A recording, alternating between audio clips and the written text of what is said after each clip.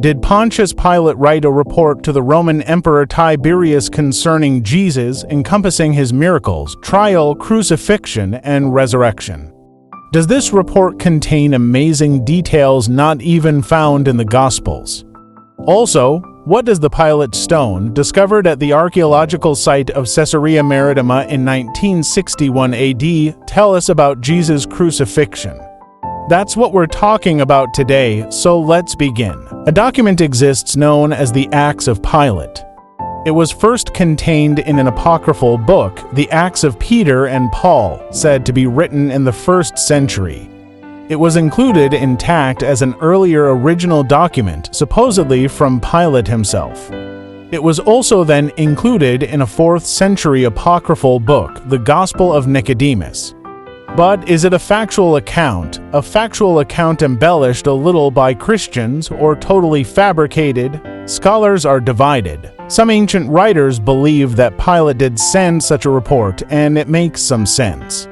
In the report, Pilate indicates that Herod Antipas was speaking badly of Pilate to Caesar, and Pilate wanted to defend himself before the emperor. That is a logical reason to have written a report, and one must ask if anyone fabricating a report would have added a detail like this. It really seems unlikely. In AD 138, Justin Martyr, the early church father, wrote to Roman Emperor Antonius Pius and referred him to Pilate's report. These exact words, this exact report, is a key piece of evidence. Obviously, the report was common knowledge in and around 150 AD and was preserved in the imperial archives in Rome for Emperor Pius to have been able to read it. Here is part of what Justin Martyr wrote to Caesar, and after he was crucified, those who crucified him cast lots for his garments and divided them among themselves to make them more satisfied. Then another church father, Tertullian, relayed an account that Tiberius Caesar even tried to have Jesus added to the Roman pantheon of gods based on Pilate's report. Now, whether that's true or not, we don't know. There is no record of it in the Roman archives, but it does show that at least early Christians held the Acts of Pilate in high regard. Not only did Christians hold it in high regard, but the enemies of the cross did as well. Pontius Pilate's letter to Emperor Tiberius serves as a crucial historical artifact, shedding light on the events surrounding Jesus Christ's crucifixion.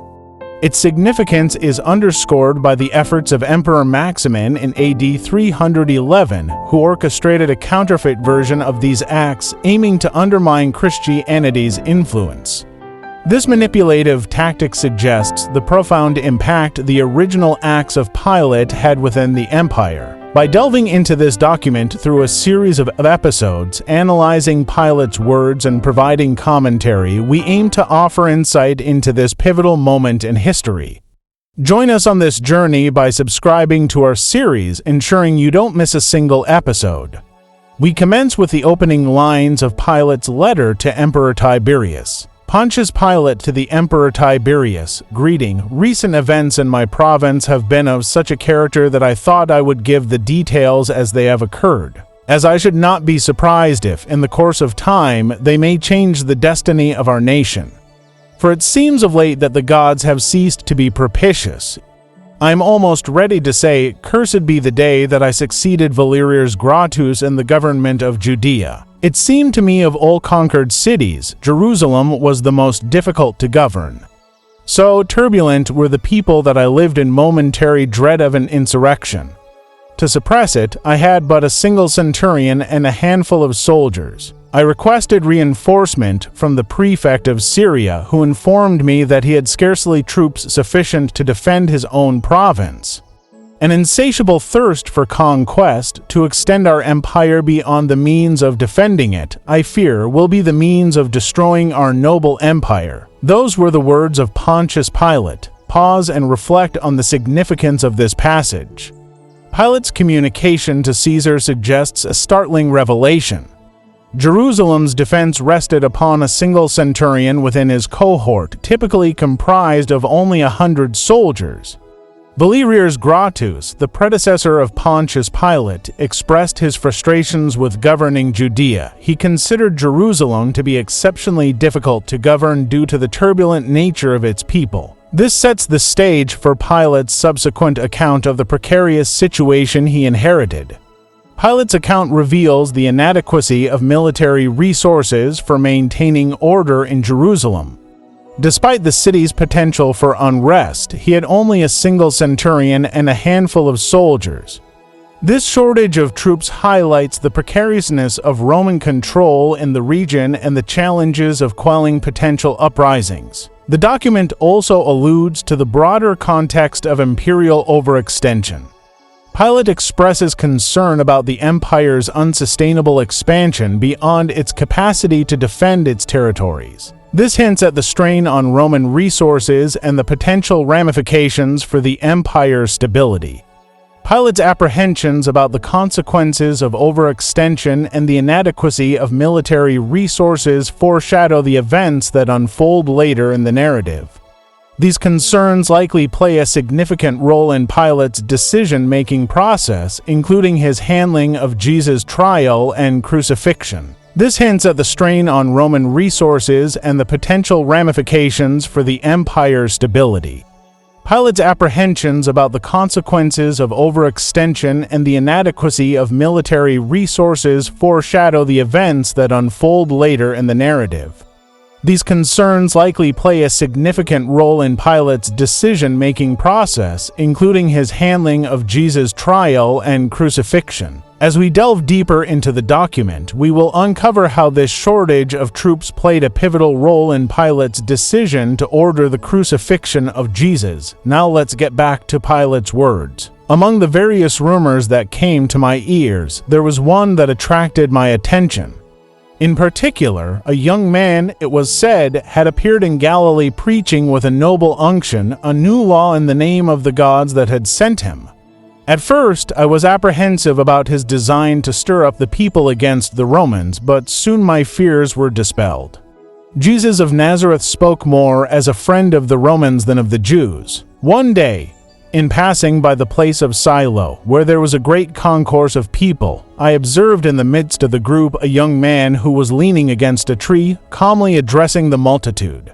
I was told it was Jesus. This I could easily have suspected. So great was the difference between him and those who were listening to him.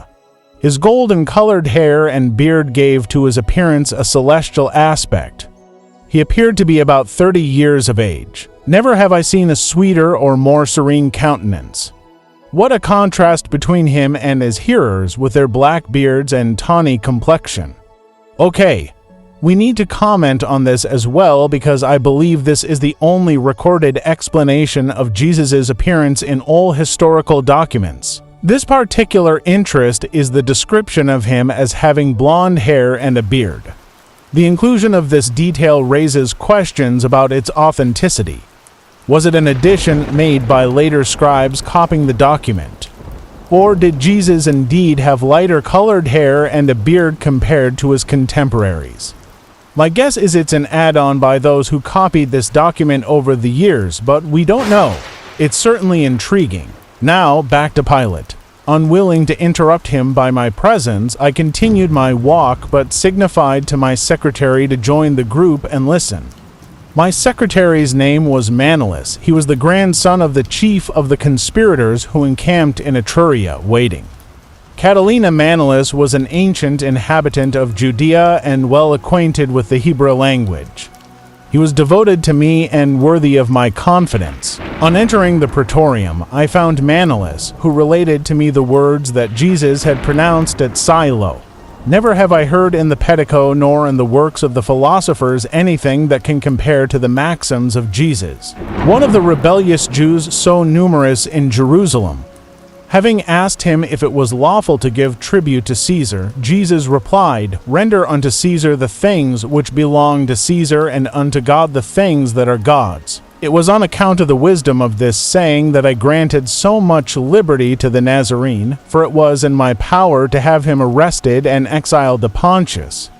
But this would have been contrary to the justice which has always characterized the Romans. The man was neither seditious nor rebellious. I extended to him my protection unknown perhaps to himself. He was at liberty to act, to speak, to assemble and address the people, and to choose disciples unrestrained by any praetorian mandate, but this unlimited freedom granted to Jesus provoked the Jews, not the poor, but the rich and powerful. It is true that Jesus was severe on the latter, and this was a political reason, in my opinion, not to control the liberty of the Nazarene scribes and Pharisees. He would say to them, "You are a race of vipers. You resemble painted sepulchres." At other times he would sneer at the proud alms of the publican, telling him the mite of the poor widow is more precious in the sight of God. New complaints were daily made at the praetorium against the insolence of Jesus. I was even informed that some misfortune would befall him, that it would not be the first time that Jerusalem had stoned those who called themselves prophets, and that if the praetorium refused justice, an appeal would be made to Caesar. However, my conduct was approved by the Senate, and I was promised a reinforcement after the termination of the Parthian War. Being too weak to suppress a sedition, I resolved upon adopting a measure that promised to establish the tranquility of the city without subjecting the praetorium to humiliating concession. This indicates that Pilate hesitated to crucify Jesus, opting instead to hand him over to quell the political unrest of the time and prevent potential uprisings. Now, let's delve into some artifacts associated with Pilate and examine what they reveal about the death of Jesus. What does the Pilate Stone say about Jesus' crucifixion? The Pilate Stone, also known as the Pilate Inscription, is an ancient artifact discovered in 1961 near Caesarea Maritima in Israel. It is a dedicatory inscription on a limestone block, and it is significant because it provides archaeological evidence of the existence of Pontius Pilate, the Roman governor of Judea, who is mentioned in the New Testament accounts of Jesus' trial and crucifixion. The inscription on the Pilate Stone reads, "To the divine Augusti, this Tiberium Pontius Pilate, prefectus Judea." Translated, it means, "To the divine Augusti, this Tiberium Pontius Pilate, prefect of Judea." Caesarea Maritima is located along the Mediterranean coast of Israel. It was a significant ancient city and administrative center during Roman times. The stone was found reused in a staircase leading up to a theater at the site. It was identified by archaeologists due to the Latin inscription carved into the limestone block. If you made it this far, we say thanks for staying, and we'd love to hear what you think about the Acts of Pilate, whether it's legit or not. Stay tuned. Thank you for watching Daily Logos, we inspiring faith and impacting change.